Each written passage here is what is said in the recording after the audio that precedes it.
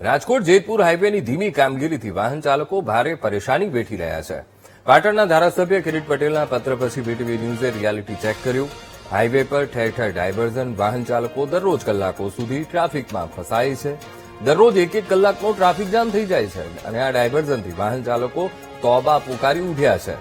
ત્યારે ચોમાસું આવી ગયું છતાં હાઈવેની સ્થિતિ જૈસે છે હોવાના જ કોંગ્રેસે આરોપ લગાવ્યા. સાથે પણ કહ્યું, રોડ નથી તો ટોલ કેમ?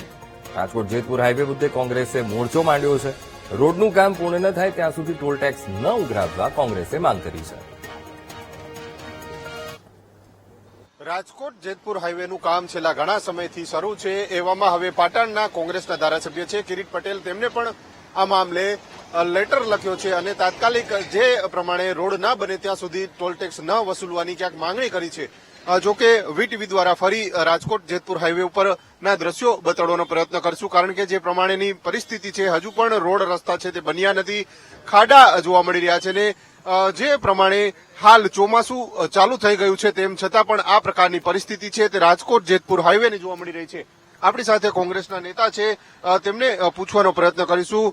રોહિતભાઈ, જે પ્રમાણેના જે કહી શકાય છે કે રાજકોટ જેતપુર હાઈવેનું કામ છે હજુ સુધી પૂર્ણ નથી થયું. હવે તો કોંગ્રેસના ધારાસભ્યએ પણ ક્યાંક માંગણી કરી છે કે જ્યાં સુધી રોડ નહીં ત્યાં સુધી ટોલ નહીં.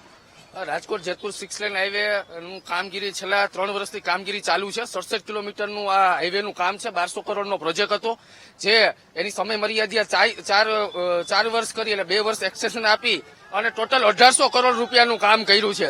એટલે ક્યાંક ને ક્યાંક આખા સૌરાષ્ટ્રને ઇફેક્ટ કરતો હાઈવે છે. દર ચોમાસે અહીંયા કલાકોનો ટ્રાફિક ચક્કાજામ થાય. કોઈ સામાન્ય માણસ ટુ વ્હીલ લઈને નીકળે તો રાજકોટથી જુનાગઢનો મિનિમમ ટાઈમ છે એ 1.5 થી 2 કલાક છે, અત્યારે 4.5 કલાક થાય. દરરોજ અહીંયા સાપર એક ઇન્ડસ્ટ્રીયલ એરિયા છે, રાજકોટથી કારખાનેદારો જે સાપર વેરાવળ જાય એમને પોતાના કારખાને પહોંચતા 2.5 કલાક થાય. એક તરફ નરેન્દ્ર મોદી સાહેબ અને રાજ્ય સરકાર, કેન્દ્ર સરકાર બધા પેટ્રોલ બચાવવા માટેની સલાહો આપી રહ્યા છે. બીજી તરફ અહીંયા કરોડો રૂપિયાનું દરરોજ ઇંધણ ટ્રાફિકને કારણે બગડી રહ્યું છે અને વાહન ચાલકોના પોતાના વાહનના મેન્ટેનન્સ. બીજી ખાસ કરીને વાત કરવામાં આવે તો અહીંયા યાત્રાધામો સાથે આ રોડ સંકળાયેલો છે, જેમ કે ખોડલધામ છે, ગિરનાર છે, સોમનાથ છે, તુલસી શ્યામ છે, જે આખા ગુજરાત અને અન્ય રાજ્યોના જે પ્રવાસીઓ છે એ અહીંયાથી જાય છે.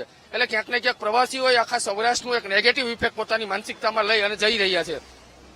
આમાં મુખ્ય જવાબદારી નેશનલ હાઈવેની, કોન્ટ્રાક્ટરની અને રાજકોટ કલેક્ટર તંત્રની આવે છે. આખો નેશનલ હાઈવેનો જે એરિયો છે એ અંડર ટુ રાજકોટ કલેક્ટર આવે. અનેક વખત અમે રજૂઆતો કરી, ગયા વર્ષે આંદોલનો કર્યા, તેમ છતાંય આની આ પરિસ્થિતિ વાહન ચાલકોને હજી ટ્રાફિકનો સામનો કરવો પડી રહ્યો છે. એટલે અમારી તો સ્પષ્ટપણે માંગ છે કે આમાં રાજકોટ કલેક્ટર દર અઠવાડિયે સમીક્ષા બેઠક કરે છે, પણ તમે જોઈ શકો છો અહીંયા રાજકોટથી જેતપુર વચ્ચે એવા 10 એવા પોઈન્ટ છે કે જે અડધી કલાકનો ટ્રાફિક ચક્કાજામ થાય.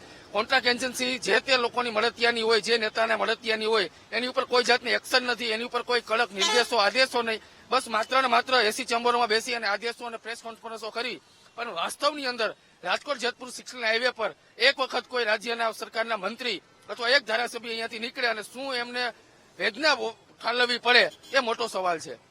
ચોક્કસથી જે ટ્રાવેલ એસોસિએશનના પ્રમુખ છે વિજયસિંહ, તમે તો ટ્રાવેલ એસોસિએશનના પ્રમુખ છો, ખરેખર શું સમસ્યા થાય? તમારી બસો અહીંયાથી ચાલતી હોય, શું મુખ્ય સમસ્યાઓ શું થઈ રહી? રાજકોટથી પસાર થતો ત્યાં મુખ્ય સૌરાષ્ટ્રના હૃદય સમાન જે રોડ કહેવાય એ રાજકોટ જેતપુર નેશનલ હાઈવે માં તમામ વસ્તુ જે સોમનાથ જે ધાર્મિક સ્થળોને જે આપે કીધા, જે ધાર્મિક સ્થળો જવા માટે લોકો જતા હોય, અન્ય રાજ્યમાંથી આવતા હોય, અને અમારે જે ઓનલાઈન બુકિંગ હોય એને અમારે પેસેન્જરને સાંભળવાનું પડતું હોય છે. અને જે 1 કલાક 1.5 કલાક તો લેટ રોજની સમસ્યા ગણવાની જ તે અમારે. એના માટે જે લાખો રૂપિયાનું ઈંધણ અમારું જે જાય છે, અને સૌરાષ્ટ્રના જે કેન્દ્ર સરકાર દ્વારા જે રજૂઆત કરેલી કે 60 કિલોમીટર અંદર 2 ટોલ નાકા ન હોવા જોઈએ, એ પણ અહીંયા શરત ભંગ થાય એવું દેખાય છે. માટે અમારી કિરીટભાઈ પટેલે જે રજૂઆત કરી એને અમારું સમર્થન છે. અને અમારી કેન્દ્ર સરકાર અને મુખ્યમંત્રી સાહેબની રજૂઆત એવી છે કે જે કેન્દ્રનો કાયદો છે 60 કિલોમીટર 2 ટોલ નાકા ન હોવા જોઈએ, એ કાયદા પ્રમાણે પાલન કરાવે અને તાત્કાલિક અસરથી જ્યાં સુધી રોડ નહીં ત્યાં સુધી ટોલ નહીં, એ નારો જે લોકોનો હતો એ કાયમી રાખે એવી અમારી રજૂઆત છે.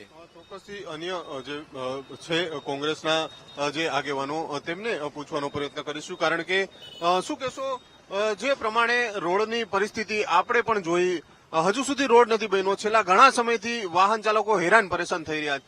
તમે શું માનો છો? અમારી છેલ્લા 1.5 થી 2 વર્ષથી એક જ માંગ છે કે આ રોડમાં જે બ્રિજનું કામ ચાલે છે તે કામ જલ્દીથી જલ્દી થાય. રસ્તામાં જે ડાયવર્ઝન આપેલા છે તે ડાયવર્ઝનનું લેવલિંગ થાય અને જે ટ્રાફિકની સમસ્યાઓ છે 5-7 જે બધા પોઈન્ટ છે કે જ્યાં તમે જોવો તો અડધી પોણી કલાકના ટ્રાફિક જામ થાય છે. અહીંથી જે ઇન્ડસ્ટ્રીયલ એરિયાવાળા માણસો જાય છે, પછી જે પ્રવાસ સ્થળોએ બધા લોકો જાય છે તેમને 2 થી 3 કલાક મોડું પહોંચે છે. અહીંથી તમારે ખાલી ગોંડલ જવું હોય તો 2 કલાકે તમે ગોંડલ પહોંચો છો. તેથી લોકોને ખૂબ જ હાલાકી ભોગવવી પડે છે અને માથે જતા જે બધા ઈંધણ બગડે છે, પછી ગાડીનું વેરેન્ટેજ ચડે છે તે અલગ.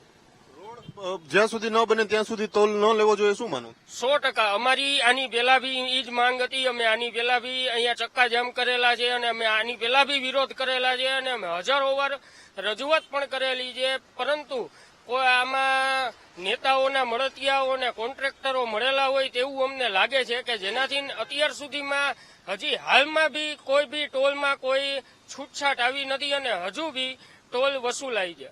ચોક્કસથી જે પ્રમાણેના દ્રશ્યો હું બતાડવાનો પ્રયત્ન કરીશ. રાજકોટ જેતપુર આ હાઈવે છે, હાઈવેનું કામ હજુ ચાલુ છે. રોડ રસ્તા ઉપર ખાડા જોવા મળી રહ્યા છે. કરોડો રૂપિયાનું આંધણ થઈ ગયું છે. તેમ છતાં પણ વાહન ચાલકોને જે પ્રમાણે રસ્તા જોઈએ તે પ્રમાણેના મળતા નથી. બીજી તરફ ટોલ ટેક્સ છે તે પણ ઉઘરાવવામાં આવી રહ્યો છે. એટલે કે ક્યાંક ને ક્યાંક વાહન ચાલકો છે તે પણ વિરોધ કરતા જોવા મળી રહ્યા છે. કારણ કે જો રોડ ના હોય તો ટોલ ટેક્સ કેમ ઉઘરાવવામાં આવે છે? છેલ્લા ઘણા સમયથી કોંગ્રેસ દ્વારા તો રજૂઆત છે તે કરવામાં આવી રહી છે. હવે આ આખો મુદ્દો છે તે પાટણના ધારાસભ્ય છે કિરીટ પટેલ, તેમના દ્વારા પણ ઉઠાવવામાં આવ્યો છે. એટલે કે ક્યાંક ને ક્યાંક જ્યાં સુધી રોડ ન બને ત્યાં સુધી ટોલ ટેક્સ ન ઉઘરાવવાની માંગણી છે તે કરવામાં આવી રહી છે. જ્યારે રાજકોટના આ જે જેતપુર હાઈવેને લઈને છેલ્લા ઘણા સમયથી વાહન ચાલકો પણ હેરાન પરેશાન થઈ રહ્યા છે અને એવામાં વીટીવી ન્યૂઝ દ્વારા આજે જે ઘટના સ્થળે રોડ ઉપર આવીને રિયાલિટી ચેક કરવામાં આવ્યું છે. કેમેરામેન નિશિત ગડિયા સાથે ભાવ સોંદરબા, વીટીવી ન્યૂઝ, રાજકોટ.